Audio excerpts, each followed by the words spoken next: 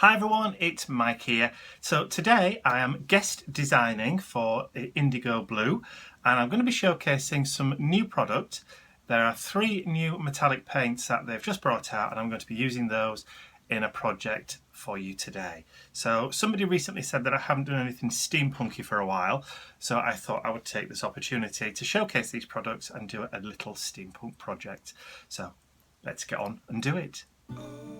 So I'm starting this canvas today, which is an 8x8. It's only a thin flat canvas and I'm using the industrial stencil from Steampunk and Stampers Anonymous, and I'm using the fine modelling paste from IndigoBlu.com. And I'm just going to get some of the modelling paste with a spatula and just put it onto my craft mat so it's easier to apply when I put the stencil on.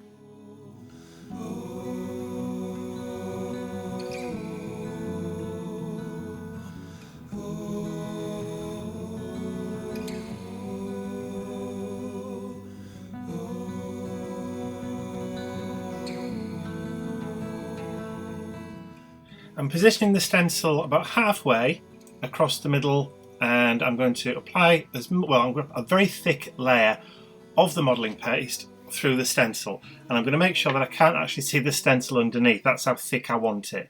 So I'm going to go right the way across the entire design.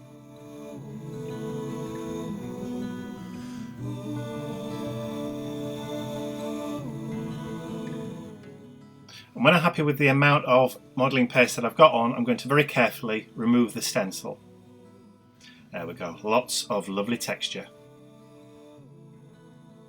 So I'm just cleaning off some of that extra spare modelling paste that got onto the bottom part of the canvas. I didn't really need to because I'm going to cover it anyway. And then I'm just having a little bit of a tidy up, and then I'm going to come back in with some more modelling paste. This is the coarse modelling paste, again from IndigoBlu. The first one that I used was the fine on the stencil, and this is the coarse that I'm going to use on the top and the bottom. Now everything is still wet. As you can see, this is very thick and it is quite gritty. It has got small pieces of, I think it's ground up plaster of Paris, but I can't be 100% certain. I'm going to apply it right the way across the bottom and across the other side, and also down the 2 thin sides at either side. Now that I've got quite a thick layer on this side, I'm going to embed some grey grunge board cogs that I've already die cut out, and I'm just going to push them into the modelling paste so they embed themselves into that modelling paste, and I don't have to glue them down because the modelling paste, when it dries, will hold them in place.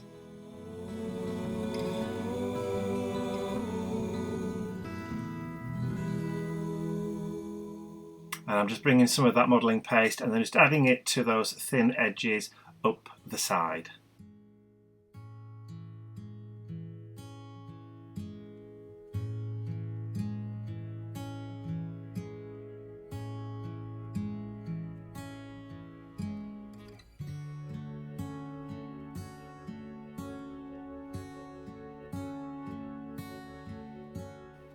So now I'm going to repeat the same process on the remaining side of the canvas. So get more modelling paste.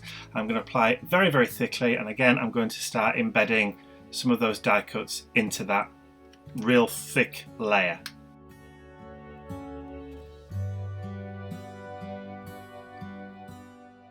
So I'm just using the edge of the spatula just to rough up the modelling paste, just to make sure there's plenty of texture, plenty of ridges, and it's not too smooth. And I'm just going to stick some more of those grunge board cogs into the modelling paste around the edges. I've also got a grunge board key that I also die cut a while ago that I found in my stash. So I'm also going to embed that into the modelling paste too. And I'm just going to use the edge of the spatula and just rough it up, and just to try and maximise on the amount of texture that I have on that canvas.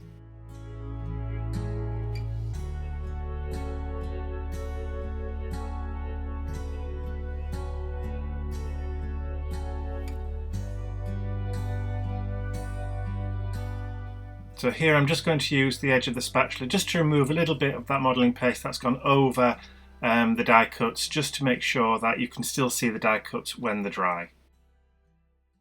And now we're going to leave this to dry overnight. It's now the next morning and everything's nice and dry, and I'm going to take my IndigoBlu black gesso, the Gesso Good, and I'm going to apply a coat all the way over the entire of the canvas, including the sides.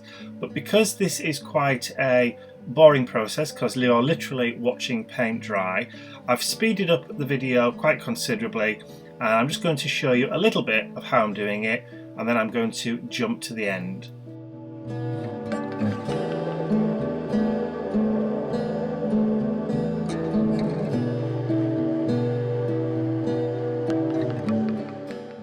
So my canvas is nearly completely covered in the black gesso. I've just got that bottom corner just to finish off, and then once I have completely covered the entire of the canvas, I'm just going to bring out my heat gun and give it a liberal blast in, just to make sure that the gesso is completely and utterly dry before I even attempt to add any other colours to this.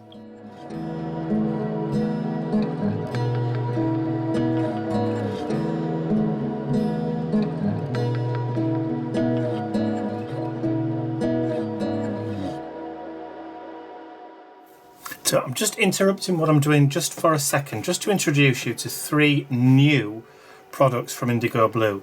This is Kingfisher Blue metallic paint. This is a new colour for this year. I'm hoping that the camera can pick that up. This is a beautiful kind of tealy, kingfishery type blue, beautiful, luscious, gorgeous metallic paint. So this is a new colour from IndigoBlu. This is Pheasant Bronze.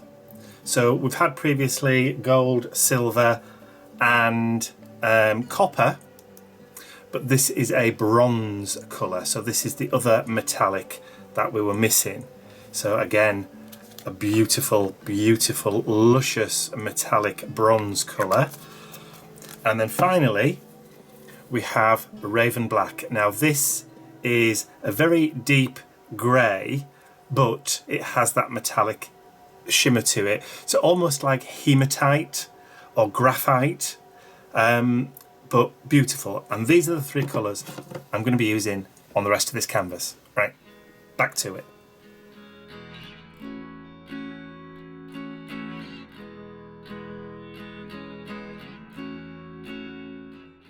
As you can see, I've already dry brushed on that Pheasant Bronze acrylic paint over the canvas, and I'm going to do exactly the same thing, this time with that new Kingfisher Blue paint. So it's the same process that I did with the Pheasant Bronze, so you haven't really missed anything, as I said earlier. So you do get to see the entire process, or at least the entire of the technique as I'm doing it.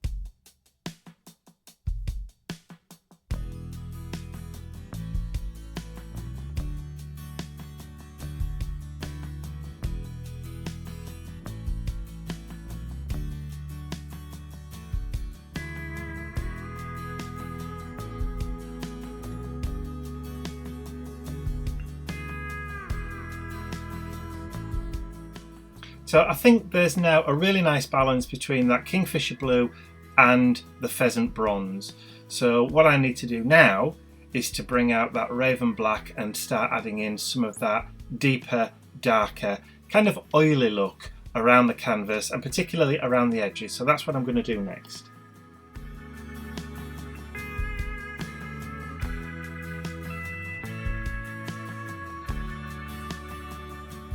So this is that raven black, and I'm doing exactly the same process. So I'm just taking some of the paint, dry brushing it, but I'm just going to add it particularly around the edges and in some areas just within the inside of the canvas. I'm not going to go mad with this. I'm only going to add just a little hint of that darkness into the canvas.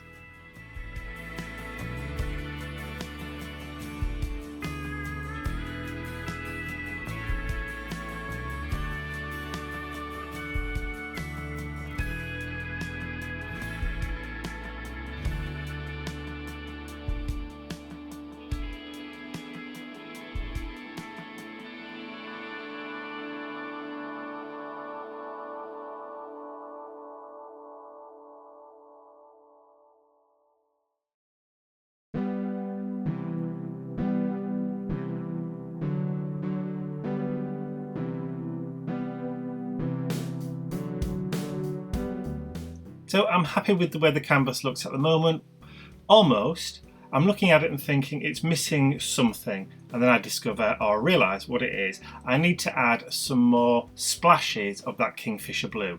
So I'm going to grab the kingfisher blue, I'm just going to add a little bit onto my craft mat, and then I'm just going to add a little bit of water just to water it down a tad, not a lot, and then I'm going to just add some of that beautiful blue as splashes around the canvas. So you can see I'm just adding a little bit here, and then I think that there's not enough, it's not going on enough, so I'm going to add a bit more. Just take a bit more from the pot and then just add a little bit more water, and that should loosen it up enough for me to be able to just add some splatters around that canvas, and that just adds a real nice little highlight. And then I'm going to call this complete. I don't think it needs anything else, and I'm really happy with the way the colours look on that canvas. So that's it. I'm calling this a day. This is now complete.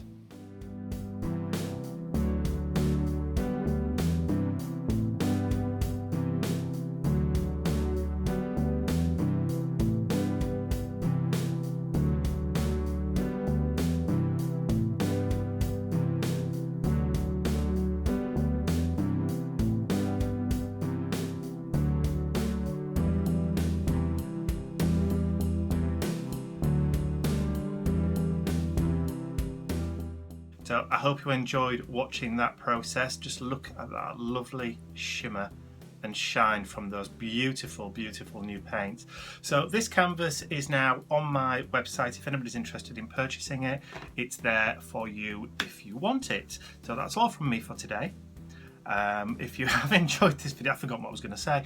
If you've enjoyed the video, please remember to give it a thumbs up and share the video with all of your friends. And if you haven't subscribed to my YouTube channel already, you can do so by clicking the button at the end of this video. That's all from me for now. I will see you all again real soon. Bye for now.